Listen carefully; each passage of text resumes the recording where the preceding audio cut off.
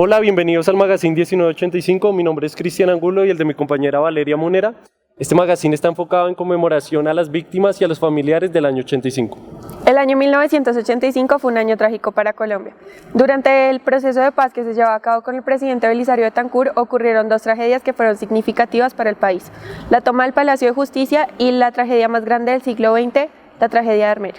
El 6 de noviembre del año 85 el M-19 se toma el Palacio de Justicia, con lo que deja 98 muertos y 12 desaparecidos. Aquí va la nota. Bernardo Beltrán Hernández es un joven de 24 años. Es el hijo que acompaña a mamá a mercar. Es el hermano que lleva a las hermanas a las fiestas. Bernardo, cuando sale a estudiar, entra a trabajar a la cafetería del Palacio sobre las 8:15 de la mañana. Salimos a la puerta, yo lo despido, espero que llegue a la esquina. Cuando él va a voltear, levanta su mano, se despide como siempre.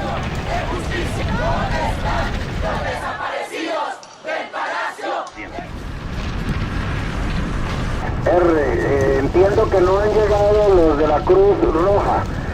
Por consiguiente, estamos con toda la libertad de operación. Sobre el mediodía, escucho la noticia que un comando guerrillero se acaba de tomar el Palacio de Justicia. De hecho, por la radio se escuchaba el tiroteo. Sobre las 3:15, 3:30, por noticias, salen los primeros evacuados. Pero pasan y pasan las horas y Bernardo no llega. Sobre las 10 de la noche, estando mamá planchando, escuchamos el clamor, la angustia, la solicitud del presidente de la Corte, Alfonso Reyes Echandía. Que estamos clamando por cese al fuego. Inmediatamente está hablando el presidente de la Corte Suprema de Justicia. Ya vamos a los noticieros y lo único que nos aportan son un partido de fútbol, creo que de la Unión Magdalena, y el reinado del certamen de belleza. Lo muestran vivos. ¿Cómo es posible que los pasan vivos? Los pasan al Museo 20 de Julio, el mismo ejército, y ahí se lo llevan para el Cantón Norte, donde el M-19 cerró las armas. ¿Cómo es posible que se pueda aceptar un acto tan de mediocre y tan demente y hablar de desaparecidos? ¿Qué es esto de desaparecidos? Es una estructura del mismo Estado que los tortura, los asesina y los mete en una fuerza común dentro del batallón Guardia Presidencial. O sea, el genocidio del Palacio de Justicia es en manos del Estado. ¿Cuál es la instrucción o la decisión? Es decir, la decisión que hay en este momento de parte de las fuerzas regulares, ¿cuál es? ¿Algún tipo de negociación? Mantener la democracia, maestro. Nos mataron la esperanza cuando matan a Eduardo. Él estaba cansado y él iba a decir la verdad, tanto del Palacio como de la muerte de Gaetano. No le permitieron.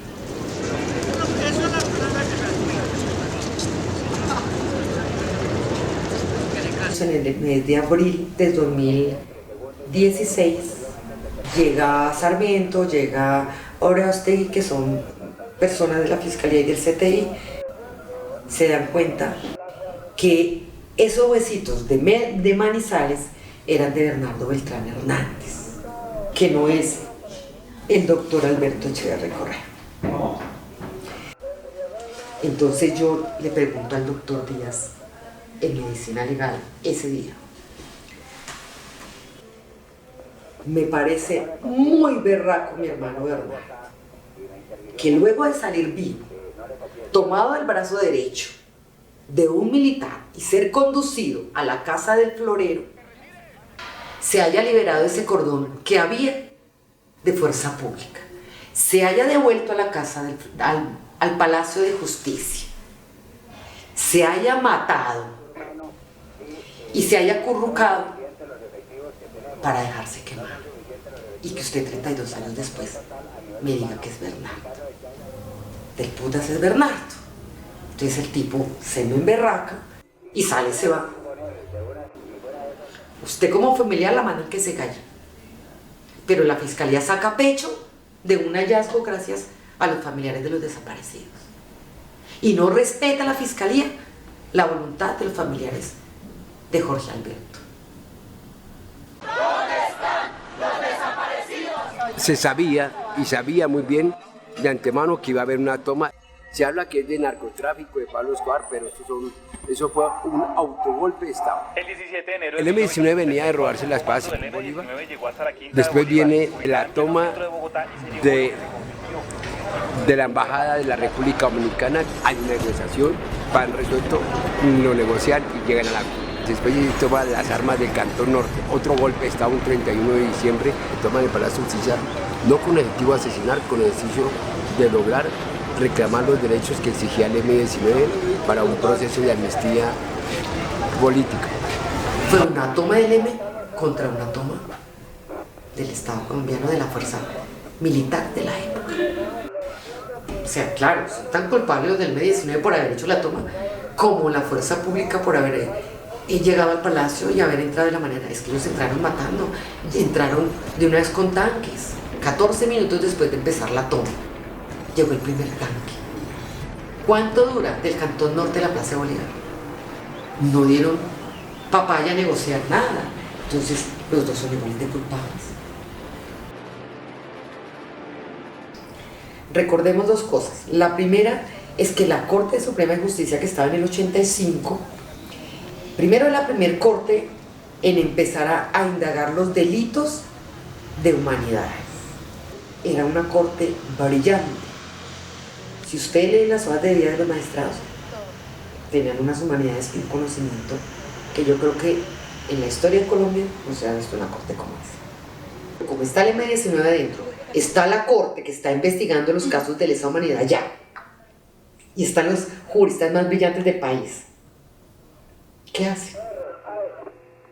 Estamos en una nación corrupta, ahora la corrupción es el mayor cáncer que puede haber un país, y la Corte Suprema de Justicia no tienen cómo acabar con la corrupción, que indica que este país es una dictadura democrática, corrupta, narcotraficante.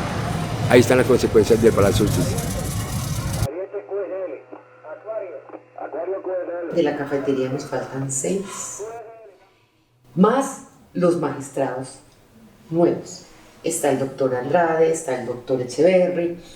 Está claramente que no solamente Bernardo, sino sus compañeros fueron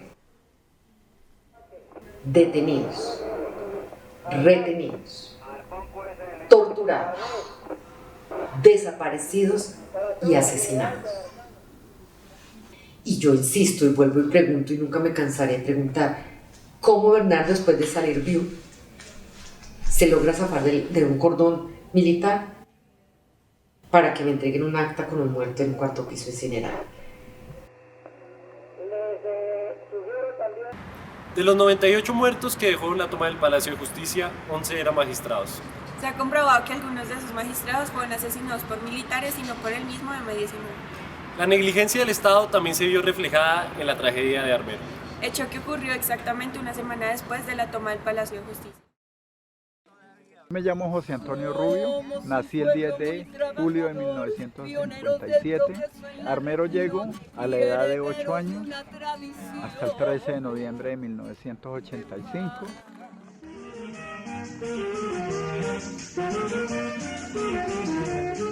¡Viva Armero!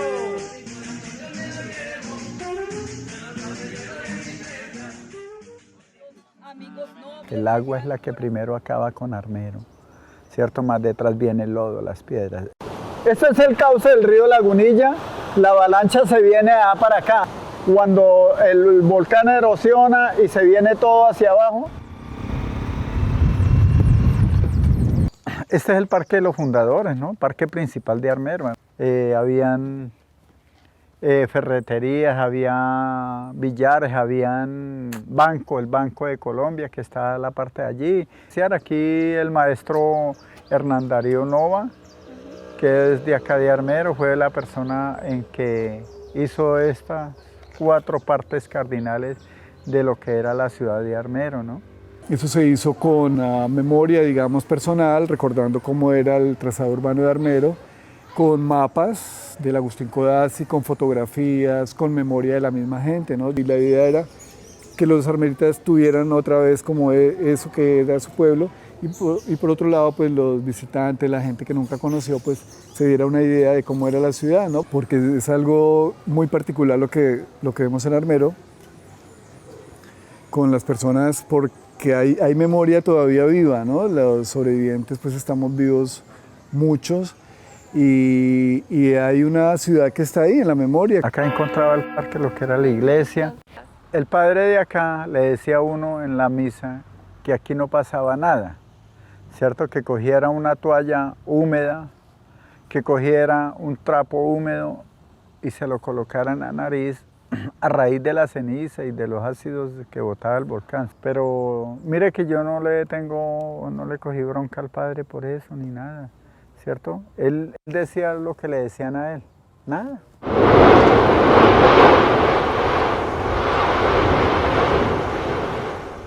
Dígame, yo por ejemplo que nunca había conocido que era ceniza que cayera así, y miro hacia el firmamento y me arden las vistas, pues yo le digo al compañero mío, ¿no? Al dueño del taller, le dije yo, yo le dije así, está cayendo una mierda tan rara, hermano, camine, mira. Me dijo, eso no le ponga cuidado a nada. Pues uno piensa que se va inundando poco a poco, y va a subir un caudal. Pero ni por imaginación esto. Este lodazal tan tremendo que es donde estamos parados hoy en día.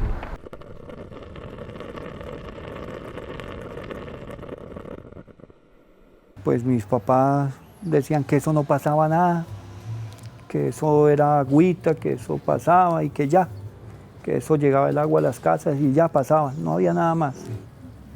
Lo único que uno sí escuchaba era como un río, cosas como sonidos fuertes, como pa, pero como lejanos, no lo sentía uno cerca de donde estábamos nosotros. Y de un momento a otro pasó eso, vino como una ola, y en esa misma ola tapó a mi papá, a mi mamá y a mi hermana. Viene la avalancha, viene para acá, pero ¿qué sucede? El carro está acá y todo esto está lleno de personal, va corriendo de aquí para allá, y nosotros nos montamos y ¿somos nosotros o son ellos? El carro iba por encima de la gente. Prendimos el carro y arrancamos y nos cogió como a la cuadra. ¿Cuántas personas llevaba el carro más o menos? Estamos en un promedio por ahí unas 250, entre niños porque el carro le metían 200 trabajadores. Hay 250 más o menos que iba gente de los guardabarros encima de la carpa por el lado, colgados por todos lados. Quedamos 46 más o menos sobrevivientes. Muertos en el carrón 200. En ese momento llegó mi hermana y dijo, Armero se está acabando. Cuando ya oíamos lo que venía, sí, eso era horrible, eso era como un avión que llegaba a pasito y eso venía demoliendo muchas cosas. Empezó la gente a llamar, ¿que quién es usted? Entonces yo empecé, yo soy Julia Garzón. Entonces, ay, Garzón, me llamaba. Yo le decía, yo no me puedo mover de acá. Me decía, ¿por qué? Le digo, porque yo tengo órtesis y yo no me puedo mover. Que yo arrastré con leña, con palos, con árboles, con piedras, con paredes, todas esas cosas venían, ¿sí? Venían con uno. Para mí todo se me fue, todo se me fue. Mi vida, mi alegría, todo. Para mí la muerte es un recurso, es un premio por haber vivido. Yo a eso no le tengo.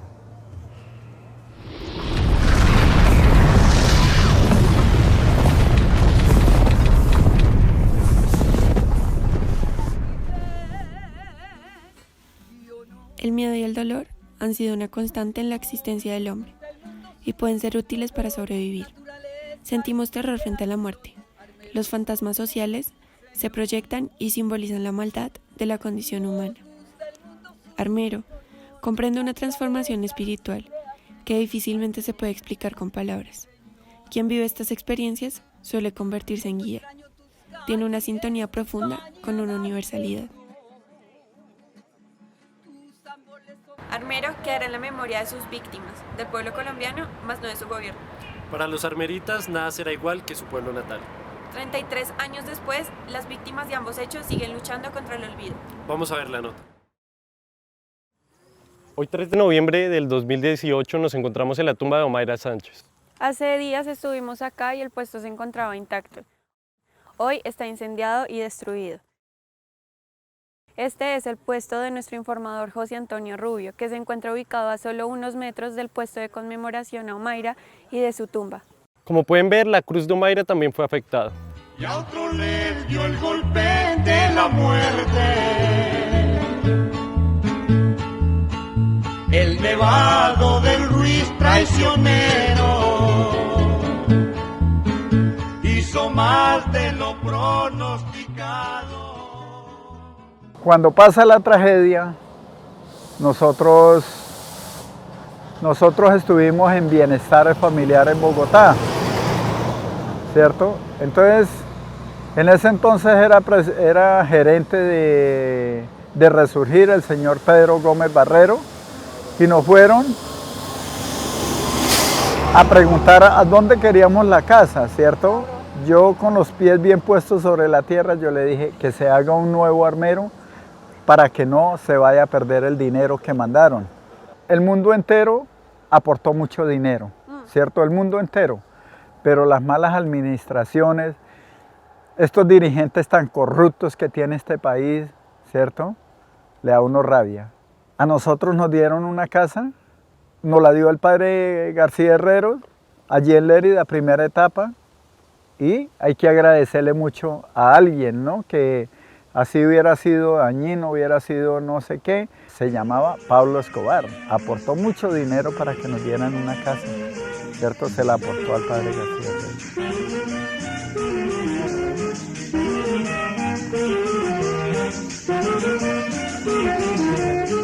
¡Viva Armero!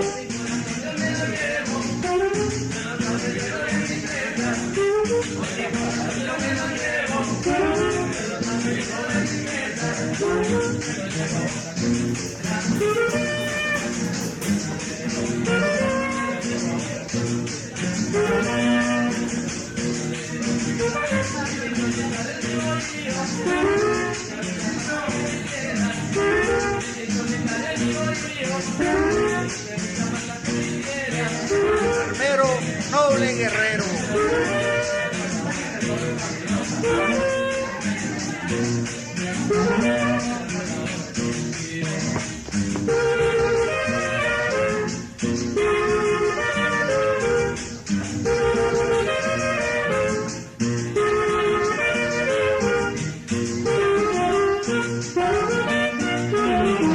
Y ahora el sanjuanero para todos.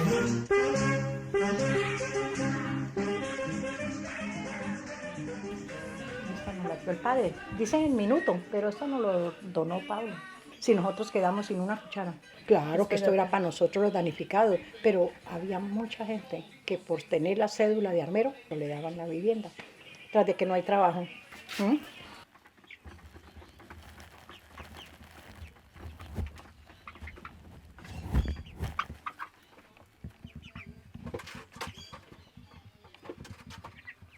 Ya mismo el Belisario hizo dos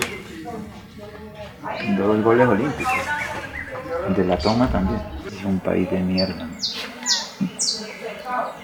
Sí. El Estado no contó con nada, no ayudó en nada. Esa desidia tan tenaz, vea esa ley de honores. Nos hicieron sacar el IGAT, las escrituras, que porque iban a comprarlo, ¿sí? Entonces todo el mundo se puso contento, dijo, nos van a reconocer algo. Y lo último que supimos es que esa plata no está.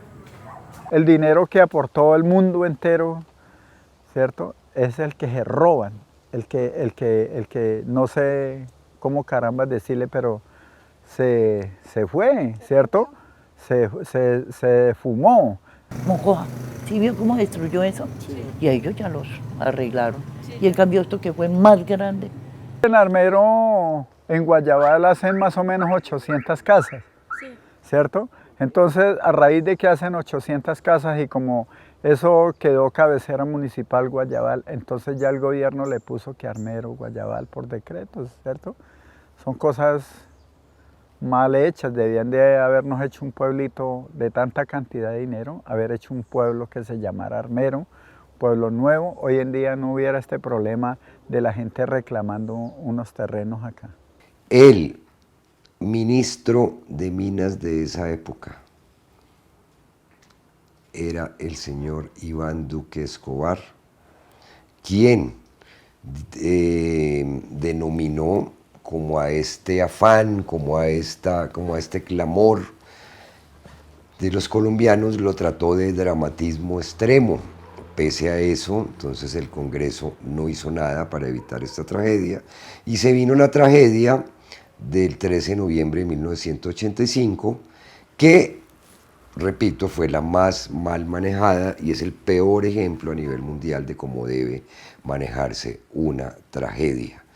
A eso se sumó el robo de niños que fueron adoptados por conductos regulares o irregulares, y que hoy día es el motor y la principal investigación de la Fundación Armando Armero, con lo cual estamos demostrando el mal manejo del Estado que hizo en aquel entonces.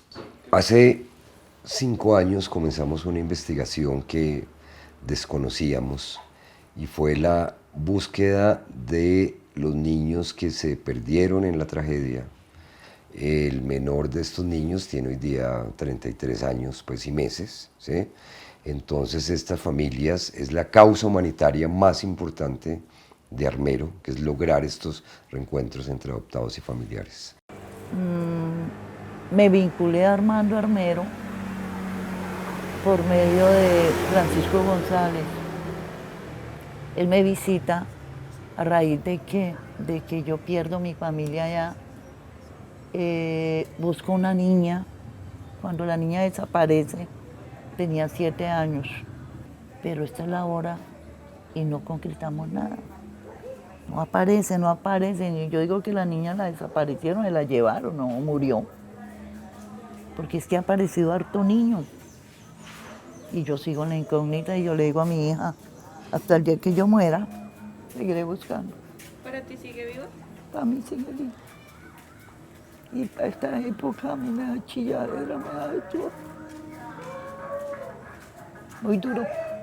Si hay un lugar digamos, donde se hacen tantos crímenes, se hacen cosas horribles con su propio hermano, entre uno y otro, entre los encarnados, que se hacen cosas carnalmente brutales, entonces puede existir una fuerza negativa.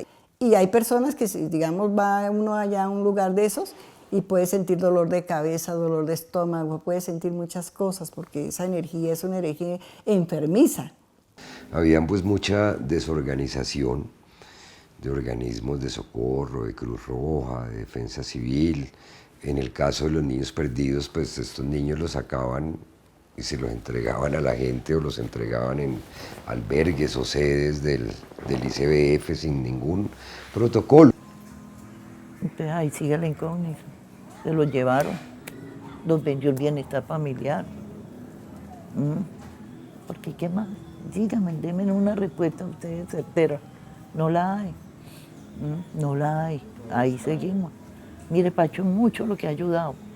Pacho se da la pela. Y uno como un estúpido, que hay unos niños de Nibague, que hay hasta acá que se fui. ¿Sí? Bogotá, Goltía allá. No, yo me caminé mucho. Pero yo todavía sigo en el Face pregonando. ¿Sí? Ana, te sigo esperando. Ana, soy su tía Neila. Armero es el mejor ejemplo a nivel mundial de lo que no se debe hacer en prevención, ni mitigación de riesgo, ni tratamiento de la tragedia, ni post-tragedia. Fue la tragedia más mal manejada. Obviamente el Estado, estamos hablando de víctimas del Estado también, como es el caso de los niños perdidos. Es una tragedia anunciada que ya se sabía que iba a suceder. Y lo peor es el manto de olvido en que el Estado tiene a esta población en que tiene estas ruinas? Son situaciones que, vividas, digamos, en esa intensidad emocional, espiritual, constituyen una experiencia única para ese ser humano, pero que necesitan posteriormente ellos mucha ayuda en diferentes campos, no solamente en el plano físico, orgánico, biológico, emocional, espiritual, integral realmente, ¿no? Entonces, obviamente hay tragedias que se volvieron noticia, como la Omaira, que trascendió al mundo entero, y son experiencias que nos enseñan a todos, ¿no? No solamente a los que vivieron ahí, al mundo espiritual, sino a todos los que podemos aprender de eso para que seguramente entre más se puedan prevenir, mejor. Porque muchos de estos desastres naturales pueden en cierta forma hasta ser prevenibles, ¿no? Armero no es de nadie, es un territorio olvidado donde la culpabilidad también la tienen los estamentos no solamente nacionales, sino municipales, regionales, la gobernación. Entonces acordémonos que ha pasado lo del Palacio de Justicia, 8-9, militarizan Palacio, y luego Belisario nombra un alcalde militar, también en Armero, un alcalde militar que no deja como acercarse a la comunidad, que manejan ellos eso a la manera pues de ellos, y tanto es a la manera que muchos cadáveres en Armero hacen fosas comunes y los entierran sin ningún protocolo, personas, animales, cosas. Entonces ahí también hubo otra falla, nuestros cadáveres no sabemos en qué sitio están, en muchas fosas comunes en Armero. La vida es muy preciosa, no tiene costo, no tiene valor. Ahí hay, digamos, una vibración un poco, digamos, tensa por lo que los espíritus, todos los espíritus que quedaron ahí, por ejemplo, esta niñita que sufrió tanto, de pronto estos espíritus no se sienten que han desencarnado, sino que se sienten ahí. Entonces ellos plasman su periespíritu y se pueden manifestar, y ellos no quieren irse de ahí porque esa es su tierra, eso es lo que ellos vivieron. Yo les soy sincero, yo no le agradezco nada al gobierno, le agradezco a muchos países que vinieron, hicieron construcciones, hicieron barriecitos y se lo aportaron a la gente. No sé cómo, lo único que sí les sé decir es que vinieron de otras partes, ¿no? Aquí estuvo Venezuela, Antioquia presente, los alemanes, los suizos. Hay que agradecerle todo a nuestro pueblo colombiano que de una y otra forma en ese momento se desbordó a colaborar con nosotros los de Armero. Y no solamente los de Armero, los de Chinchiná, ¿no? Los de Villa María, Caldas. Con la naturaleza no se juega. Y eso fue lo que hizo el gobierno con nosotros. Uno siempre tiene que ser honesto en la vida. Y eso fue lo que jugaron con nosotros. 25.000 habitantes fue muy terrible. No fueron 3, 4, 5 pelagatos que murieron. ¿Cómo era la naturaleza, hermano? Que hasta los mismos animales avisaron y nadie se despertó. ¿Por qué? Porque el gobierno no le puso pilas. Evacúen, evacúen, evacúen. No hubo alarmas dentro de Armero, no hubo comunicación real, ¿sí? Los de Armero no sabíamos que iba a pasar esta avalancha tan grande, nos imaginamos que se trataba de una inundación. El Estado siempre le va a interesar poner menos muertos. A los canales sensacionalistas y cosas les va a interesar poner 35.000, 40.000 muertos, que eso también es imposible. Una persona o un grupo humano que vaya a un lugar, que haga cosas que no estén, digamos, adecuadas dentro de un comportamiento moral, se comprometen espiritualmente. Y a veces no solamente el hecho, muchas veces solamente la intención, los pensamientos, ya generan una contaminación mental. Y hay una responsabilidad que está jerarquizada en el sentido de que quien es el autor intelectual de una idea para desarrollar algo en contra de los demás, tiene una responsabilidad mayor. el que lo hace físicamente también. Tenemos que reparar las faltas que hemos hecho desde el punto de vista espiritual, con nosotros mismos y con los demás. Debería ser un crimen de lesa humanidad, pero no lo es aún, porque eso lo establecen los estamentos jurídicos del país. Las pocas denuncias que se hicieron en esa época pues no llegaron a feliz término, entonces el Estado pues no se le ha podido probar una responsabilidad dentro de esta tragedia. Ya perdimos, mano, ya perdimos. Perdimos, nos dieron por perdidos. Nos borraron del mapa, no vimos nadie. Nunca nos olvidará, siempre en nuestros corazones. Ya muere conmigo esa vaina. Mi hija me dice, ay mami, por Dios. Le digo yo, no hija, armero es armero. Yo ya muero con eso. Se fueron para siempre.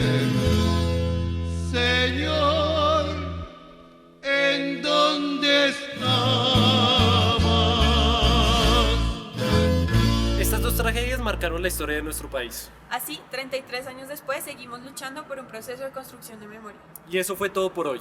No olviden seguirnos en nuestras redes sociales, en Instagram como @semblanza del absurdo 1985 y en Facebook como 1985. Hasta luego.